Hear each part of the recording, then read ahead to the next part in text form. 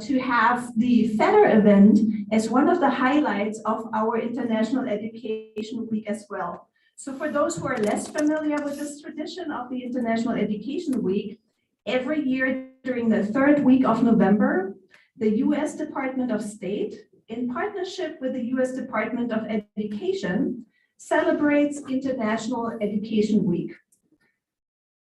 This is a joint effort to elevate the importance and the opportunities that international educational exchanges bring to campuses and communities, both here in the United States and around the world. So before introducing our special guest and speaker of tonight, let me take a minute to share why you are all here and why we are here tonight. The Dr. Edwin Feder Annual Lecture in Foreign and International Affairs was established in the year 2000 to honor the late Dr. Edwin Feder. Dr. Feder was the founder of the Center for International Studies, which transitioned into what is now UMSO Global, 50 years later. After the passing of Dr. Feder, the family, friends, colleagues, and former students of Dr. Feder created an endowment to establish a permanent annual lecture on foreign and international affairs. As I said, this is the 23rd anniversary, and this is also the first one since COVID that we are able to offer this lecture in person, but we are also online somehow with the team on the right, with Bob and his team. So it is my great honor and pleasure to also welcome tonight Dr. Ed Feder's children, actually child. So David and Jane Feder. Jane is here with us tonight. Jane, where are you? Big wave over there, please. What a great pleasure to finally meet you in person. And I'm sure you know more people in the audience from back when than I do. I've heard that when I just walked in today, so that has been a great pleasure here tonight. So Dr. Feder laid a solid foundation for robust international programming here at UMSO. He passed the baton on to Dr. Joel Glassman, Emeritus Professor of Political Science and retired Associate Provost for International Affairs. Where's Joel? Ah, right there. In the back row. So the UMSO Global team and I are very, very pleased to see our old boss and our friend Dr. Glassman here, and his Senior Associate Director, Bob Baumann, is here with us tonight as well. I see many other faces. I see the provost somewhere. Where's our provost? Steve Beveridge is right there. Welcome, provost. And then a very warm welcome to everybody here in the building and also to our Zoom and YouTube audiences. So, but now let's turn our minds and attention to the topic of tonight. The war in the Ukraine and US foreign policy, strengthening NATO and reestablishing American influence in Europe. Dr. Timothy White, Professor of Political Science from Xavier University? Xavier. Oh, there. So Xavier. I should have asked that before. Xavier University in Cincinnati, Ohio, has traveled out here to us, or should I rather say has come back home, both to St. Louis, where he was born and raised, and also back to his alma mater, to UMSO. To talk to us about, well, what I would summarize as all our safety. So I feel that safety question with the Russian war in the Ukraine and NATO being extremely challenged is of great interest of all of us. So we are all excited about the talk tonight. Few words about our speaker. So Dr. White was born and raised here in St. Louis, and he obtained his bachelor's degree in political science from the University of Missouri, St. Louis. He was also a former student of Professor Ed Feder, which gives that speaker series here a personal touch, of course. Dr. White then completed his master's degree in political science at the University of Missouri, Columbia, we forgive you that, and his PhD in political science at the University of Michigan. He began his career as a professor of Xavier University in 1990. He has twice held research positions at the National University of Ireland, Galway. As I've heard in our pre-chat, Tim, so you're like big Irish connected here also to St. Louis and also to our Irish professorship and community. That is definitely something very, very pleasant and refreshing. So Dr. White's research has focused primarily on politics in Europe with publications on German, Swiss, Irish, and American foreign policy, Italian and Irish domestic politics, and the Northern Ireland peace process. Dr. Tim White is truly international, with his more than 50 publications and presentations of his work in more than a dozen countries. Dr. White has been a major proponent of experiential learning and helped found and lead undergraduate programs in Nepal, Nicaragua, and Ireland.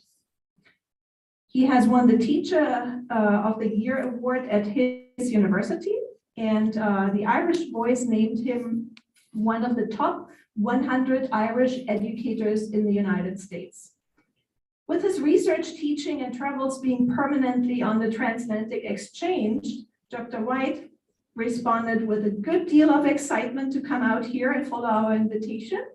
And I can tell from looking around the audience that a whole big group of friends and fans are waiting for him to be taking the floor, and that will be yours.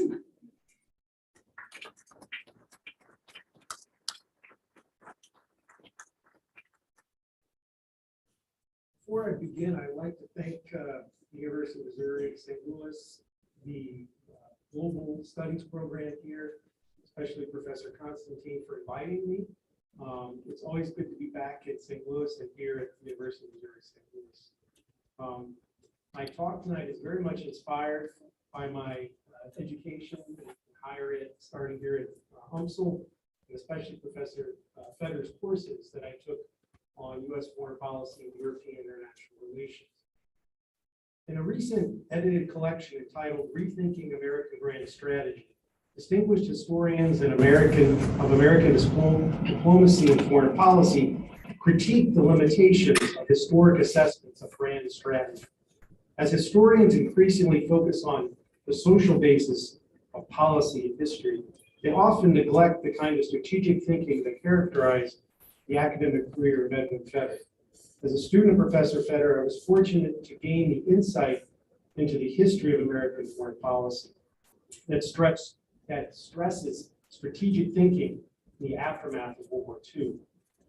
Historically, American diplomacy had been shaped by Washington's farewell address that warned Americans against becoming entangled in foreign alliances, especially in European international affairs.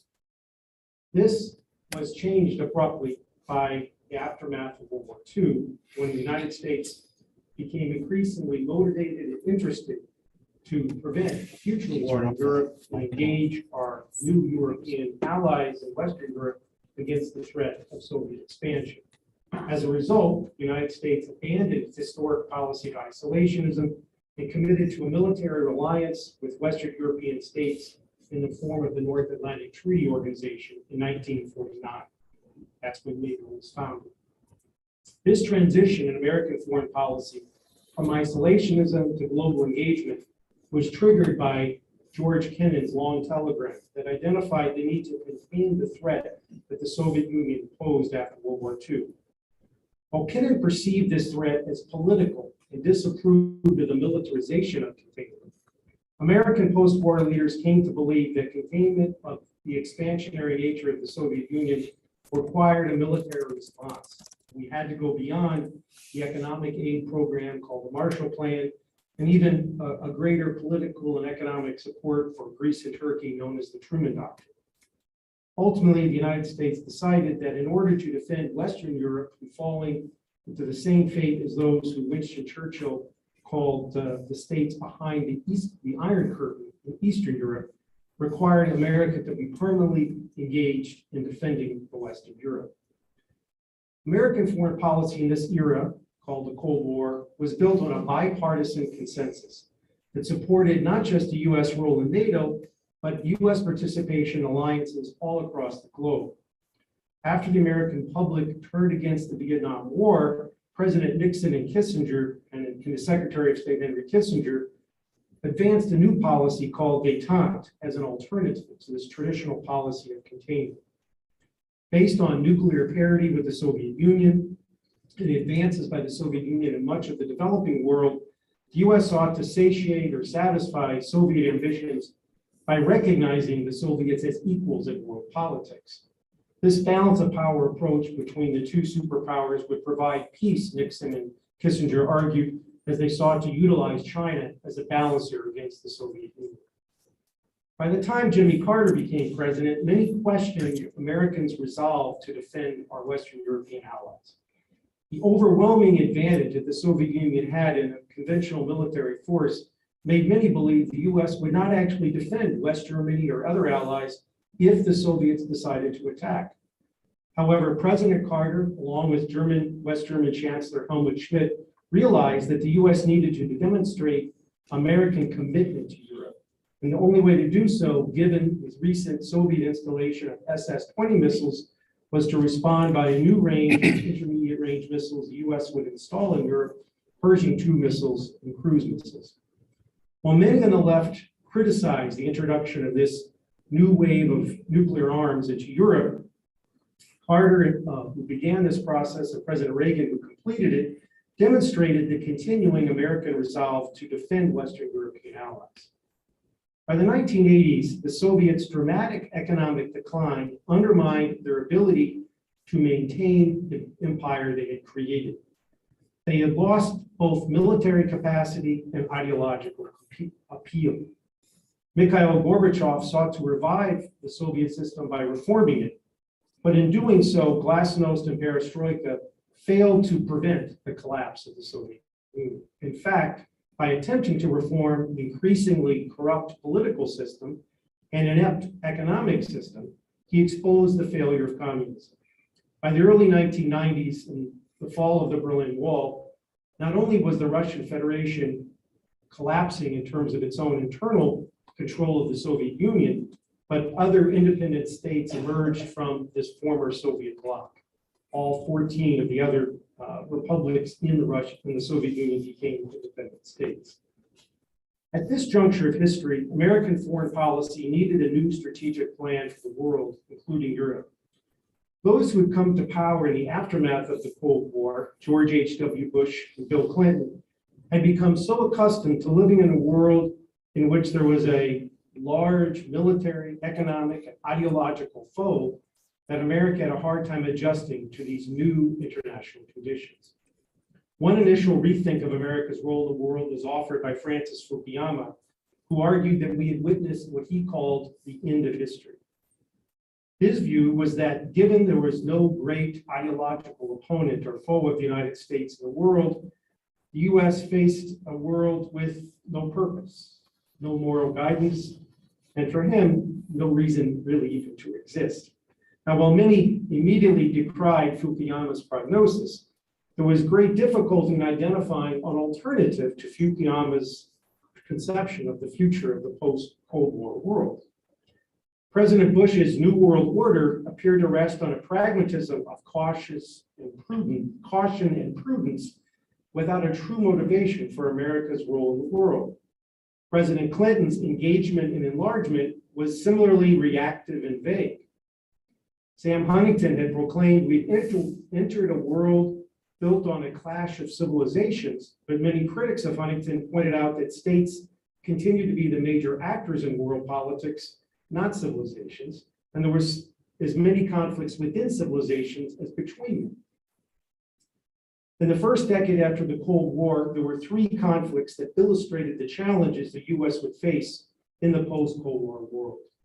First, the U.S. faced a bloody civil war in the former Yugoslavia. The fact that the three main groups in this civil war had different civilizational identities, to use Huntington's scheme, may well have been the basis of his prognosis for the post-Cold War period. This civil war was really built on the fundamental instability of a multi-ethnic state that was in the midst of collapse. In the absence, or perhaps a lack of an international strategic basis to domestic politics, groups inside these kinds of multi-ethnic states took the opportunity to gain more territory, to seek to advance their own cause, or perhaps wreak revenge for past wrongs. External actors ultimately came to the defense of Croatia and Bosnian Muslims who had initially suffered losses at the hands of the Serbs. As the Serbs lost their advantage, the U.S. was able to mediate a negotiated settlement in the form of the Dayton Accords. This was a war in Europe, highlighting that while the Cold War balance of terror had brought peace to Europe, nationalist passions could motivate states and sub-state actors to use violence to pursue their political agenda. The second major conflict that came to define the immediate post-Cold War world was Saddam Hussein's attack on Kuwait. President George H.W. Bush saw this as a fundamental threat to the new world order he sought to create. Rather than act unilaterally, he sought for the U.S. to create a massive coalition and act through international institutions, specifically the United Nations, to pursue the liberation of Kuwait. The first Gulf War demonstrated not just American leadership, but also how America's military's capabilities were truly unrivaled in the world. The final conflict that highlighted the kind of challenges the U.S. would confront in the post-Cold War era was the genocide in Rwanda. While the United Nations had an observer force in place, the inability to act swiftly, collectively, and decisively illustrated the challenge the U.S. faced in what Samantha Power called the age of genocide. The U.S. and Eleanor Roosevelt had played a key role in defining and advancing the cause of international human rights. And this had been a major cause of American foreign policy in the post-World War II period. President Carter had especially cited and advanced this cause while he was president. But the failure of the U.S. to lead and the world to respond to the genocide in Rwanda signaled the limitations of American power and international strength, even when the U.S. was the world's sole superpower. One of the important developments in U.S. foreign policy after the Cold War was the expansion of NATO. And this is especially important in the context of the current war in Ukraine. This military alliance was originally designed to defend Western European allies against the threat of the Soviet Union after World War II. Now it had to redefine its mission, as the Russian military was not anything close to the threat it had been in the post-World War II period. As states that had been under the control of the Soviet Union gained their independence, they sought to ally themselves with the West, both for economic and security reasons. By the 1990s, the European Union had become extremely successful at integrating the economies of Western Europe. Increased trade and the flow of capital had advanced the prosperity of member states. The lure of the freedom and lifestyle of Western Europeans encouraged those in the former Warsaw Pact and Soviet Union to integrate into these organizations, both the EU and NATO. While the immediate threat of a large Soviet army had dissipated, the U.S. encouraged Eastern European states to join the EU and NATO, as the U.S. believed the policies that had brought peace and prosperity to the west of Europe could do the same in the East. Moreover, as the Russian army had lost much of its capacity to attack states outside of its borders, very small militaries of states like Latvia, Lithuania, and Estonia gained security when allied with states pledged to defend them with exponentially larger militaries. While NATO continued to expand eastward in the first decade of this century, relations between Russia and the United States deteriorated. President George W. Bush, who had famously quipped that he could look into the soul of Putin and see that we could get along with him, reversed course and later said, quote, "When I looked into his eyes and saw his soul, Russia was broke. As the price of oil went up, Putin changed," unquote. In August of 2008, Bush's last year in office, Russia invaded Abkhazia and South Ossetia and Georgia, demonstrating Putin's ambition to expand in what the Russians call the near abroad.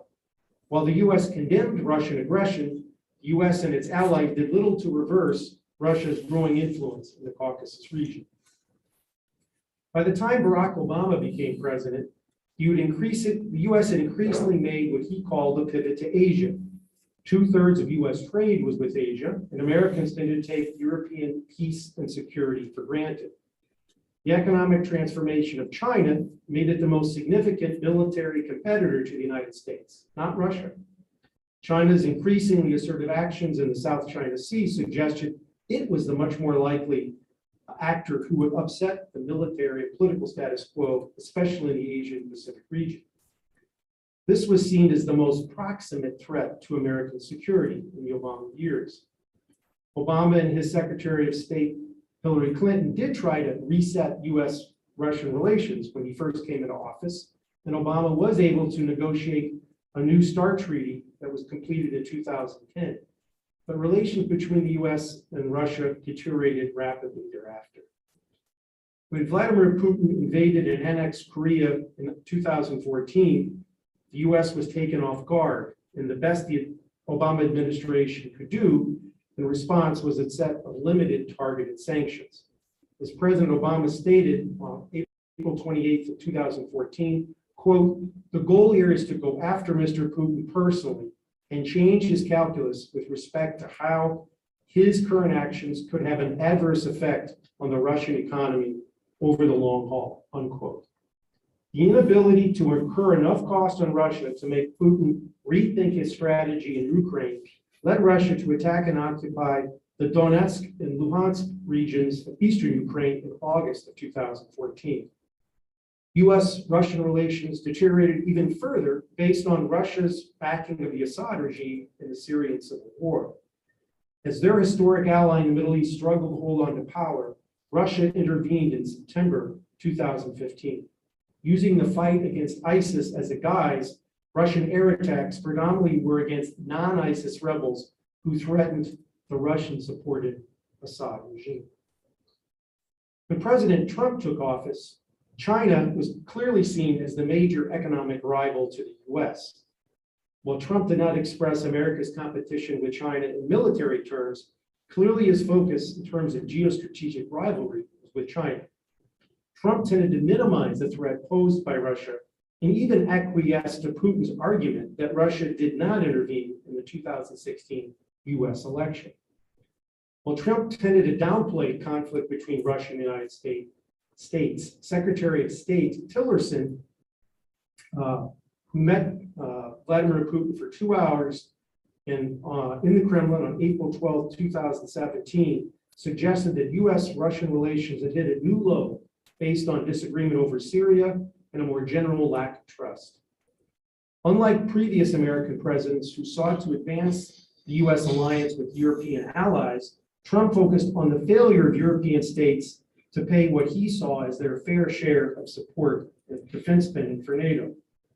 Trump's resentment of the lack of defense spending by other NATO members in Europe led him to castigate European leaders and even question the alliance itself.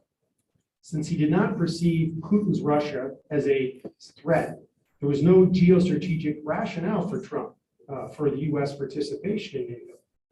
Trump thus undermined the U.S. role in NATO, and this was paralleled by his support for the British withdrawal from the European Union in the form of Brexit. This policy defied a historic bipartisan consensus that the U.S. had supported since the Eisenhower years in favor of further European integration. And this also had implications for the longtime U.S. support for the Good Friday Agreement that had brought peace to Northern Ireland. President Trump's lack of concern regarding the defense of Europe was reflected in his policy towards Ukraine. His interaction with the Ukrainian government suggested that domestic political concerns and undermining the reputation of a possible rival for the American presidency motivated Trump's policies towards Ukraine. Russia's attack on eastern provinces, the annexation of Kuwait, seemed less important. Trump built his foreign policy on the corrupt reputation he perceived of the Ukrainian government. He sidestepped the foreign policy establishment and utilized personal confidants like Rudy Giuliani in sending messages and communicating with the Ukrainian government. This resulted in the U.S. failure to demonstrate meaningful political support for Ukraine under President Trump. When Joe Biden decided to run for president, he sought to restore relations with European allies. He had spent much of his Senate career working on the Foreign Relations Committee, evaluating and commenting on American foreign policy. As vice president under President Obama, he had traveled the world and met many world leaders. Even before the Russian invasion of Ukraine, Biden and his foreign policy team identified the threat Russia posed to Ukraine and NATO members like the Baltic states. After securing a united alliance against Putin's mobilization of forces on the Ukraine border, Biden was able to forge a renewed solidarity among NATO members and Western European states more generally. This included historic neutral states like Finland and Sweden, who chose to apply to join NATO once Russia had attacked Ukraine. Hence, Americans increasingly find most European states interested in pursuing a common agenda based on security, national self-determination, liberal policies regarding personal freedoms, trade, investment, and cultural exchanges. The war in Ukraine has refocused American attention to Europe after a pivot to Asia and attempt to confront China in recent decades. The right to self-determination has been a long theme of American foreign policy. This commitment to freedom in Eastern Europe long predates the current crisis and was common throughout the Cold War, and even before World War II. During World War II, when the US and the Soviets fought together to defeat the Nazi regime, the US refused to recognize the Soviet usurpation of the Baltic states through a policy called non-recognition.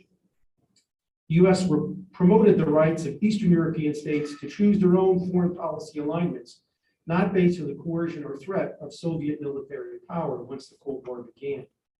The long-term commitment of American support for the sovereignty and self-determination of Eastern European states, including the Baltic states, was especially celebrated this summer when President Biden issued a statement highlighting the historic commitment of 100 years of diplomatic relations between the Baltic states and the United States.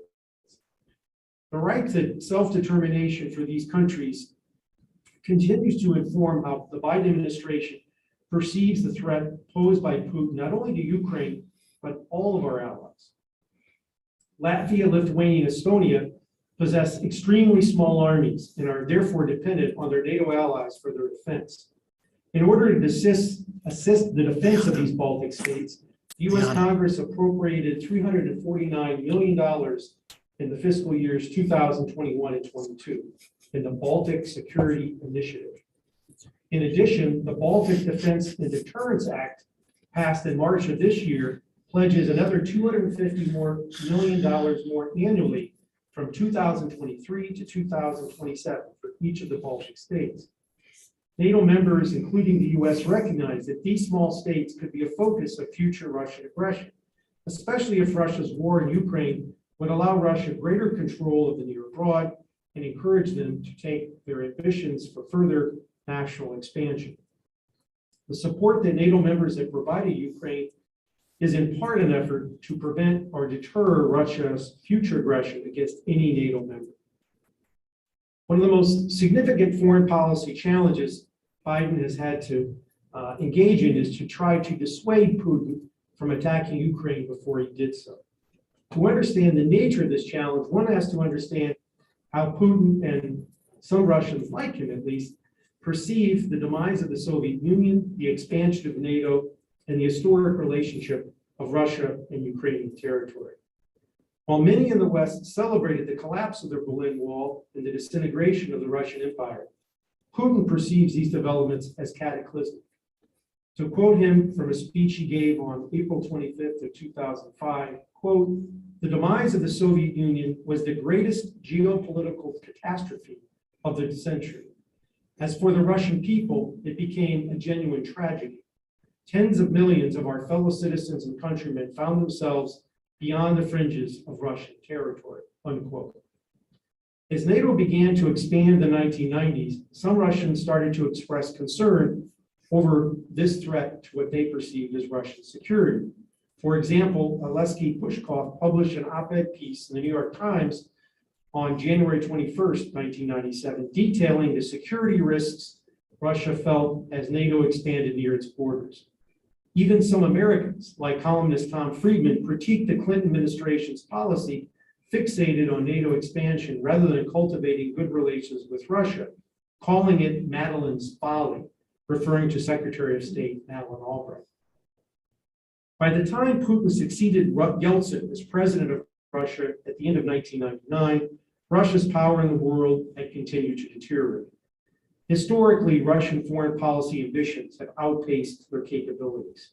Haunted by backwardness, Putin, like previous Russian leaders, seeks to match or somehow equal up to a powerful West or more powerful West. Russia's economic contraction in the 1980s and resultant military meltdown meant that Russia did not have the military capability to rebuild the near abroad, which had increasingly been integrated into the Western economy and the European Union, and this in security terms in the NATO alliance. Facing the perceived encroachment of the West on its sphere of influence, Putin believed it was time for Russia to regain its proper status. As Russia's economy had increasingly become dependent on exports of oil and natural gas, the oligarchs who controlled this sector of the Russian economy became the critical actors supporting Putin domestically. Karen DeWisha, longtime political scientist at Miami University, highlighted in her work the importance of these oligarchs in keeping Putin in power. While Western sanctions have attempted to target these billionaires, thus far the sanctions have not proven effective enough to cause the oligarchs to pressure or remove Putin. In the past, American policy has sought for regime change in states like Iraq under Saddam Hussein, and one could see a more overt challenge to Putin's role over Russia by stressing that the US and NATO policies are not anti-Russian, just against Russia's military attack on Ukraine. More than calling for near-term regime change, US policy might suggest a future defense arrangement in Eastern Europe and among the states on Russia's border that is not as aggressively perceived by the Russians. While the US and NATO clearly do not see the mission of the alliance as attacking Russia or usurping Russian territory, leaders in the alliance articulate a vision of transparent defense arrangements that are meant to assuage Russia's fears of military challenges near its border. More important than stressing the defensive nature of the alliance, the US and European leaders need to provide a vision of Europe and Russia that promises Russia a better future. Given its economic decline and dependency on fossil fuel exports, Russia's future is bleak. However, if Russia would reorient its economy to focus on the development and utilization of human capital, Russia's economy might have a much brighter future. Integrating Russia's education system with those of other European states, for example, would allow future leaders and entrepreneurs to become familiar with Western business practices, and entrepreneurs become familiar with European markets. The US and its European allies have a great interest in seeing Russia become part of the liberal international order it established after World War II. Besides recognizing Russia's security perceptions and interests, the US must also be cognizant of the various perspectives of our NATO allies, as well as Ukraine itself. Russia's invasion has highlighted different security interests that have existed for decades among our European allies. The Baltic states, Poland, and to a lesser degree, Romania, are in one camp adamantly calling for greater NATO commitment to confront Putin's increasingly aggressive posture. The British have similarly been more forward-leaning in terms of addressing security challenges emanating from Russia, though their influence in European affairs has seemed to wane due to Brexit. Others in Europe, led by Germany, have not been as aggressive or assertive regarding the threat Russia poses. However, states in this group have different reasons for having pushed back on NATO, hoping that the EU might take a more assertive stance towards the Putin regime. For the Germans, trade relations has benefited them. Cheap Russian energy fuels high-profit industrial exports to China. However, Putin's atrocities in Ukraine are so difficult to ignore. Increasingly, a generational shift is occurring in Germany, reflected in polling, as well as Chancellor Scholz's speech this spring that suggested Germany was changing its historic policies from defense to trade to domestic energy consumption. This shift in German policy is also reinforced by a key role played by the Green Party as a coalition partner, which is very much pro-NATO, pro-defense, and anti-Russia. France and some other states, such as Spain and Portugal, remain hesitant to take measures against Russia, though France has been relatively proactive in providing military aid to Ukraine to great effect. For Macron and the French, a stronger NATO equates to a more prominent US and UK role in European transatlantic affairs, which from their perspective means a smaller role for the EU and therefore France. This is partly why Macron has been so forward-leaning on pushing many comprehensive EU-led defense and security policies. The French examples highlights the distinction some European states make between NATO and the EU and their roles in responding to the Russian attack in Ukraine. Italy's new Prime Minister Meloni is a Eurosceptic when it comes to the EU policies, but supports NATO's actions against the Putin regime. This point of view of supporting NATO but skeptical of the EU applies to Poland, Finland, and Sweden as well. These distinctions are in the defense and security realm primarily. The Eurosceptic states they downplay their advocacy of a common EU defense and security policy, but they recognize the EU has benefited all the states economically. More generally, there's been an awakening across European capitals regarding security threats that emanate from the East in the wake of Russia's attack on Ukraine. This means the US will likely find allies more willing to assist militarily and economically in supporting the war effort. Many Europeans calculate defeating Russia and Ukraine makes Russian aggression against a NATO member much less likely. The final actor which will influence US policy regarding the war in Ukraine is Ukraine itself. As I indicated earlier, the Trump administration, or at least President Trump, predicated American policy in Ukraine on an assumption of corruption. The Biden administration's reaction to the effective defense of Ukraine suggests that even though it initially saw Ukraine as overmatched vis-a-vis Russian military forces, it has been increasingly encouraged by Russia's courage and efficient use of military equipment, intelligence, and economic assistance. Initial US aid packages after the Russian invasion were quite small, both in size and in scope. As the Ukrainians proved worthy of further assistance, the US and our NATO allies have increased military aid and economic assistance. Biden was not only able to assemble a united front in terms of the NATO response to Russia's attack, but he also forged a bipartisan consensus in the US in favor of aid to Ukraine. Some Republicans were initially hesitant to support Ukraine based on the previous perception stoked by Trump that Ukraine was too corrupt to be a worthy recipient of such aid. However, the courage and capabilities demonstrated by the Ukrainians have rapidly gained a large bipartisan consensus regarding American support for Ukraine. As Biden sought to secure NATO's partners, Congress supported increased troop deployments and military assistance to NATO members near the Russian border, including the Baltic states. As Ukraine has successfully defended its capital and liberated more than half of the territory Russia initially took in its invasion, there is an increasing debate regarding the next steps the US policy toward Ukraine should be. Should the US continue to support or increase military and economic aid to Ukraine? Or should the US promote peace talks? The Biden administration has clung to the policy that Ukraine should negotiate for itself, and the US will not speak for Ukraine. This deference to Ukraine and its independence plays into a narrative that the US seeks to promote, namely that the US is intervening only to allow an independent state to choose its own course of defense and negotiate with Russia on its own terms.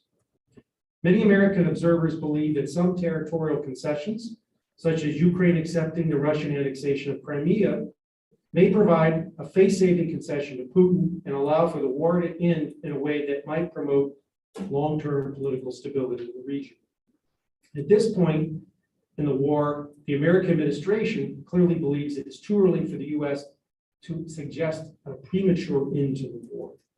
Recent battlefield success and Ukrainian momentum in retaking lost territory means that Ukraine has no near-term incentive to negotiate, while it can improve its negotiating position with further territorial gains. The war in Ukraine surprised many Americans who had become so accustomed to peace and security in Europe that they had ignored or minimized the threat that emanates from historic conceptions of nationalism defined by territorial conquest. The U.S. has supported the international norm of territorial integrity, and Americans sometimes assume that all states and actors in international politics share this commitment. The war in Ukraine has reminded us of the kind of strategic thinking and appreciation of the historic basis for the formulation of foreign policy that was the hallmark of Professor Fetter's career as a scholar and teacher. My hope is that future students here have the same opportunity to learn and engage in this kind of analysis that I was offered when I was a student here at the University of Missouri St. Louis. Thank you.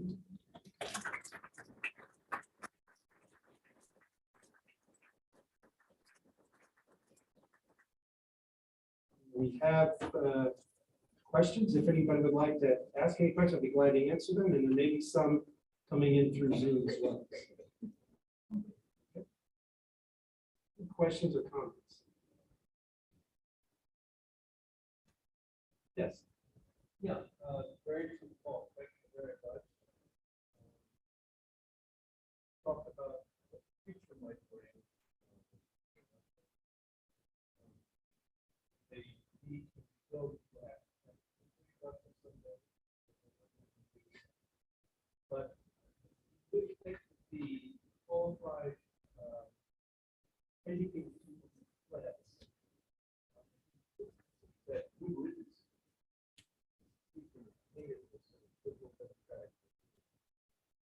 You think those people were critical?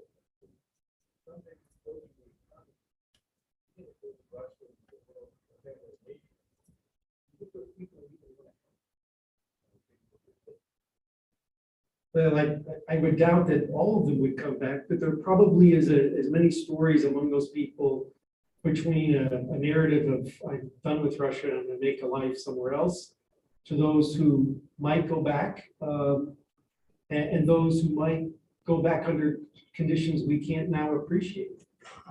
It seems to me, even if we can assume those who no longer live in Russia, who might have been more liberal in orientation, never return, the problem Russia faces in the long term is that when Russians look at the world, they're going to look at not just Western Europe, which is far more advanced than Russia is, but they're going to increasingly see in Eastern Europe that as these countries join the EU, benefit from integration, EU subsidies, et cetera, the assumption that the living standards of the Poles and other Eastern Europeans will increase so that the rest of the world will look better. So even people now, or the next generation who comes up in Russia, that wasn't necessarily be taught or socialized in a liberal orientation, will see that the world they have isn't competitive. It isn't a place that is alluring. And I think the lure of the West is what increasingly brought Eastern Europeans along. I think the US and our European allies can respect many aspects of Russian culture, tradition, without necessarily sacrificing liberal democratic values at all. And Russia is a complicated enough history as a country that has had leaders in the past that sought a greater integration with the West. And I'm not a Russian historian, but people like Peter the Great clearly had a vision of Russia that wasn't as isolated and hostile to the West as Putin's. So in the future, it seems to me, the liberal democratic order, despite some autocratic tendencies we see in the world today, is hard to beat. There's no really, in this sense, I think Fukuyama was right. There's no other game in town that's going to inspire people in the same way Putin and other autocrats rule, not because they inspire people, because they put the fear of God in people by threatening to kill them or imprison them. That's not as appealing lifestyle as what Western Europeans enjoy, what many perceive as the advantages of living in the American way of life. And I think that lure, that attraction will be one difficult for future generations of Russians to ignore.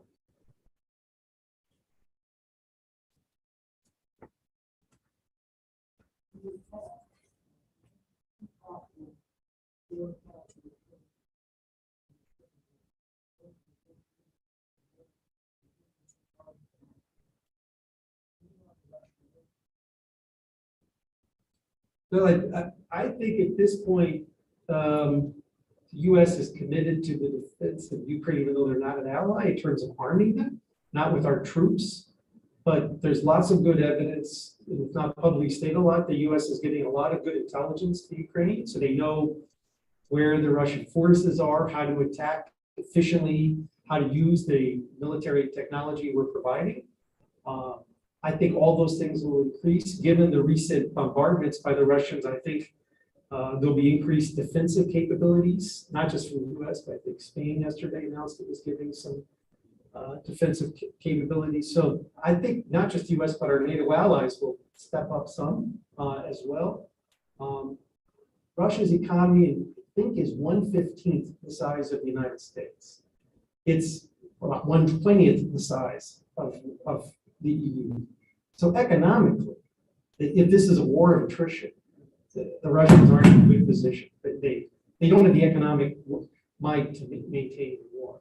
And the fact that there are stories that he's emptying jails to find soldiers, forced conscription, those seem to be signs of desperation. I don't know many professional military people that think you'll build a great military force by emptying jails. That doesn't seem to be the best way to have an effective military fighting force. So their ability on the ground is weak. They also are quite isolated in the world. You know, the major states supporting them seem to be Iran and North Korea. That's not a lot of friends that other people want to be like. So they further isolate themselves.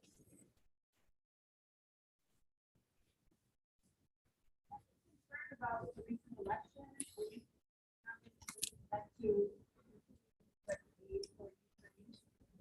Well, I think first of all, there'll be a massive aid package in the lane of Congress.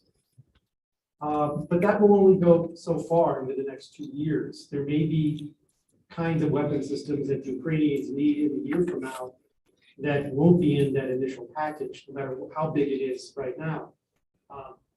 I think there's a slight majority of Republicans and clearly overwhelming number of Democrats who believe in the aid package.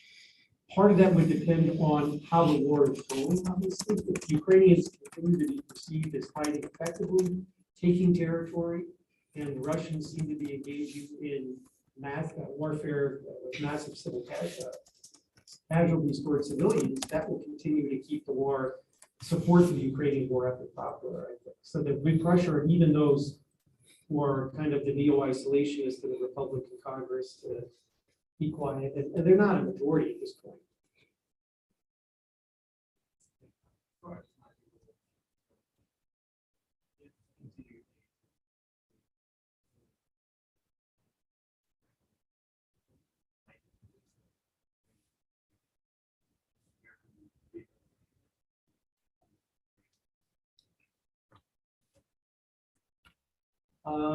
I don't know about aircraft. I think they're more likely to get ground technologies to fight on the ground.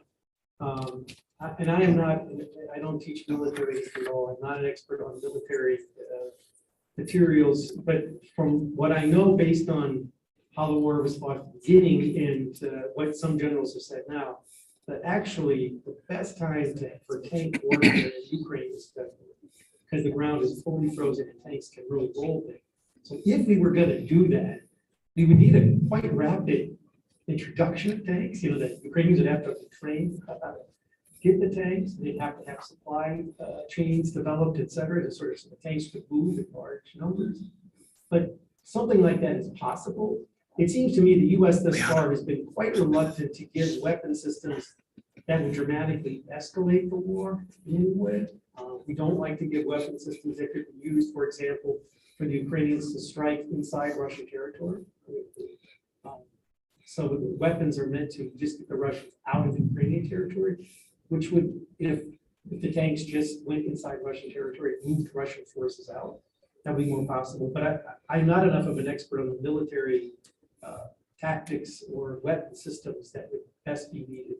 But we've rapidly expanded. I know what they have requested and what we've given them. And all reports I've read, they've been quite efficient at the training the U.S. trainers have given them and they utilize them quite rapidly in the field effectively.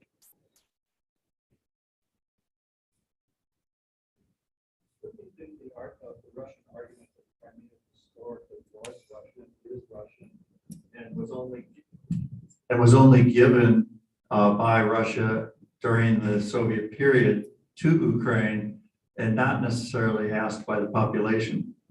Many Russian historians in the United States take that position. I've heard Stephen Cohen say that on many times. So there is a perception that the majority of people who lived in Crimea, I think, spoke the Russian language, to some extent identified as ethnic Russians. So, and in my opinion, in the end, it's in the U.S. interest for there to be a long-term state of peace in the region. If Russia gets Crimea and the rest of the territories that Putin took starting back in 2014, all the eastern territory of Ukraine is given back to Ukraine. That seems right now to me to be the sweet spot where the negotiated settlement could happen.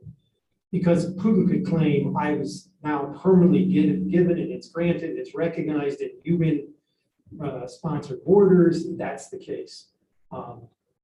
Ukraine doesn't at this point want to say that, but sometimes states make claims that they ultimately will make some concessions on in the bargaining process of negotiating. So, but I don't know enough if they're willing to forego that or not. I mean, given the attack on Ukraine, you can understand why they want it all back. Like, they've been assaulted and they want the invader expelled. And that includes, from their perspective, Crimea. I think my perception is enough historians influence American policymakers to let them buy that trade-off in the end. But at this point, since Crimea was taken illegally, not with the the negotiated settlement of the Ukrainians, we're not going to support the annexation of Crimea. That's just not acceptable. I'm supportive of Ukraine. However, I am worried about all the money and equipment we are sending to Ukraine. We can no longer fight two global conflicts and win decisively. So Europe and Asia, the bigger threat is China. The more we give Ukraine and equipment and money, the less we're going to have to fight Ukraine. And I don't see China's fight is inevitable. So I would rather see Europe, it's their backyard, spend their money supporting, fighting against Russia, and taking everything we have, because it just becomes more of a version of it. It becomes an opportunity for the Chinese to exercise their rights or their claim to Taiwan. It's definitely true that the Chinese military is larger and in the long term more threatening than Russia's. That's just an empirical fact. But you could make the argument in terms of American tolerance for usurpation of territory, that if the U.S. doesn't push back on Russia, it would send a signal that it might not push back on Taiwan. I know those are two completely different issues. Hypothetically, a state could go crazy about one area and not go crazy about another, or vice versa. But I think diplomatically, it would make little sense to do that. I also think it's in the U.S. interest to show its ability to lead in a large alliance setting like NATO. Because through that, and especially I think Biden's been fairly effective at getting the alliance to work cohesively. That means America could demonstrate an equal resolve with our Asian allies against China. Because in the long run, the best way to deter Chinese aggression anywhere, Taiwan or any other part of the Asian theater they might want to attack, is to have strong alliances with Australia, Korea, Japan, India, as many countries as we can get on board and have an effective coordinated response. Most states in the Asian Pacific region are fearful of China, and for good reason. They have much greater military capability in some ways than Russia has these days.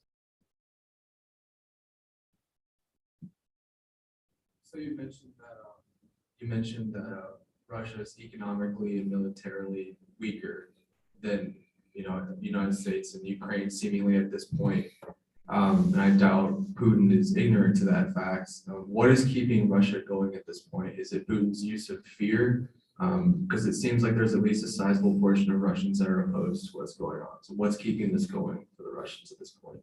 Well, it's the decision made by Putin. This is not a decision. He doesn't have a large foreign policy establishment that gives him advice or tells him what to do. So I think it's a decision he made. He has staked his sort of stature as president on it. He also doesn't have to fear domestic opposition the same way an American president or a European prime minister might face if they got their country into a very unpopular war. But like I said, the best evidence that I know of is the way he will be replaced.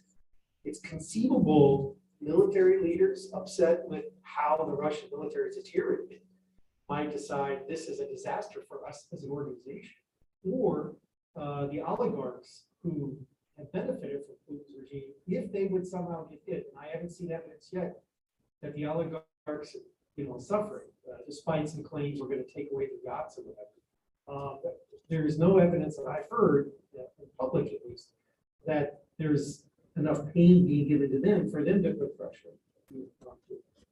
So he can go for quite a long time. He's not personally suffering. Obviously, Russian people are, Ukrainian people are, and other parts of the world are too. The fact that Ukraine can't export grain as easily as it used to hurts food delivery, grain deliveries in Africa, et cetera. This is hurting a lot of people.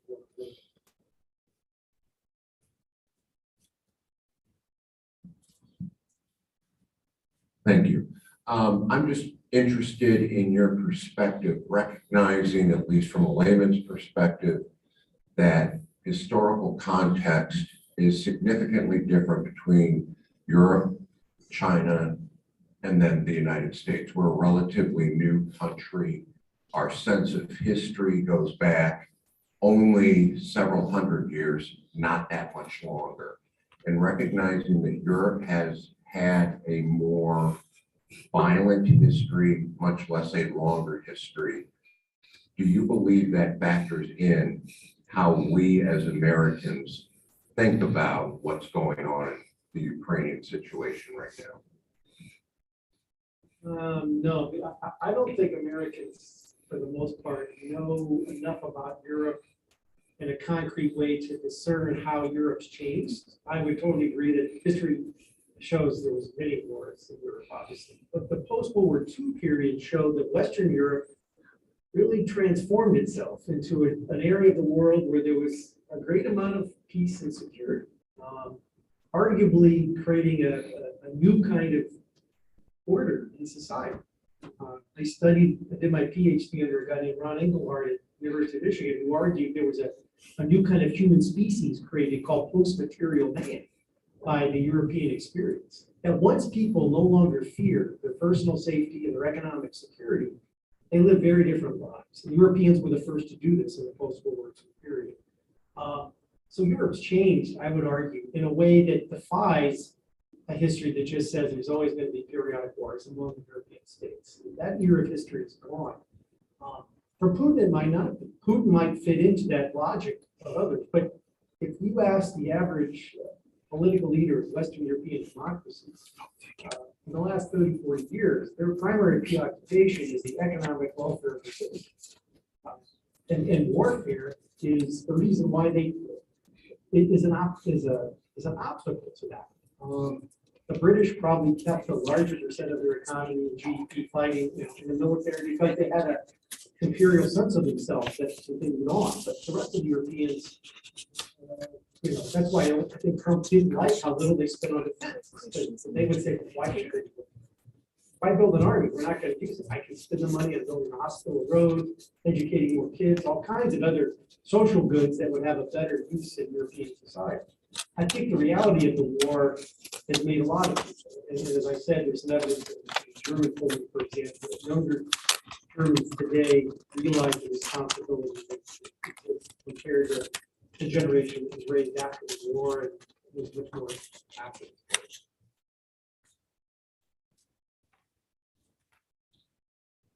Time for one last question. Looking at the time here.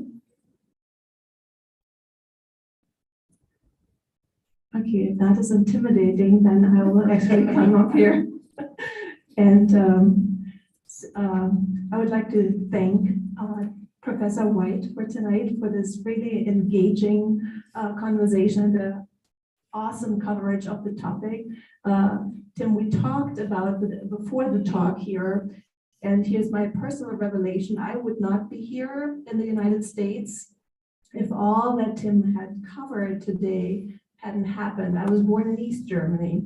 So due to all of this that was covered today, I happen to be here.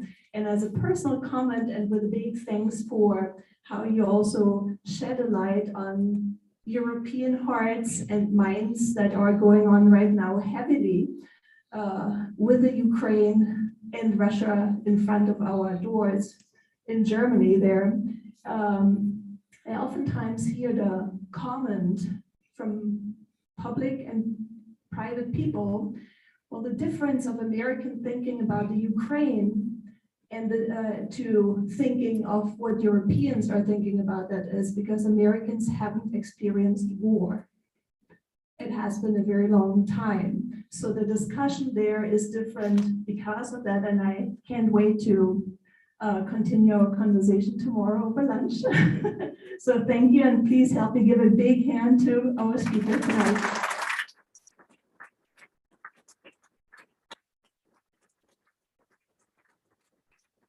So with that, I thank everybody here in the room today for joining the federal lecture, also our audience online that we had here tonight. Thank you, have a safe way home, and everybody who has signed up here for the second event, please stay if you have signed up.